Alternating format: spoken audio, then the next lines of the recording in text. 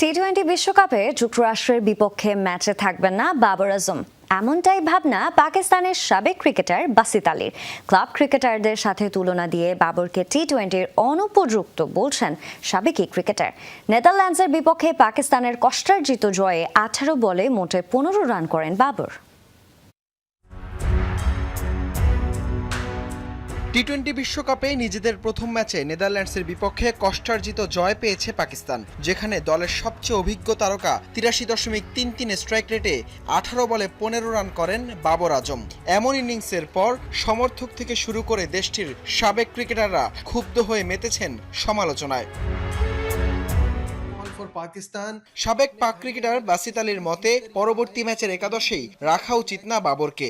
The game plan নামের এক YouTube শোয়ে টি-20 ফরম্যাটে বাবরকে সুপারস্টার তকমা দিতে চান না বলে মন্তব্য করেন তিনি। আমার অনুভূতি বলছে বাবর পাকিস্তানের পরের ম্যাচ খেলবে না। আমি কোচ মাইক হেসনের মুখে যে ক্ষোভ দেখেছি, আমার মনে হয় না পরের ম্যাচেও বাবরকে 4 নম্বরে দেখা যাবে। যদি আপনি ওয়ানডে এবং টেস্টে বাবর আজমকে সুপারস্টার বলেন, আমি এখনও মেনে নেব, কিন্তু টি-20-তে সে কিভাবে সুপারস্টার হয়। এদিকে বাবরকে ক্লাব ক্রিকেটারদের সাথে তুলনা দিয়েও খোঁচা দেন বাসিত আলী। টি-20 ক্রিকেটের সাথে বাবরের ব্যাটিং মানানসই না, সেটিও মনে করিয়ে দেন তিনি।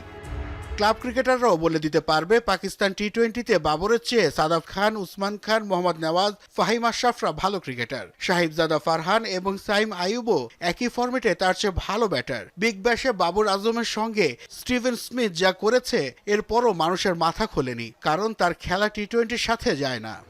10 ফেব্রুয়ারি যুক্তরাষ্ট্রের বিপক্ষে নিজেদের দ্বিতীয় ম্যাচে মাঠে নামবে পাকিস্তান। বাবর আজমকে বাদ দিয়ে এ ম্যাচে একাদশ সাজাবে কি দলটা, সেটা এখন দেখার অপেক্ষা। হাসান আল মারুফ, যমুনা স্পোর্টস।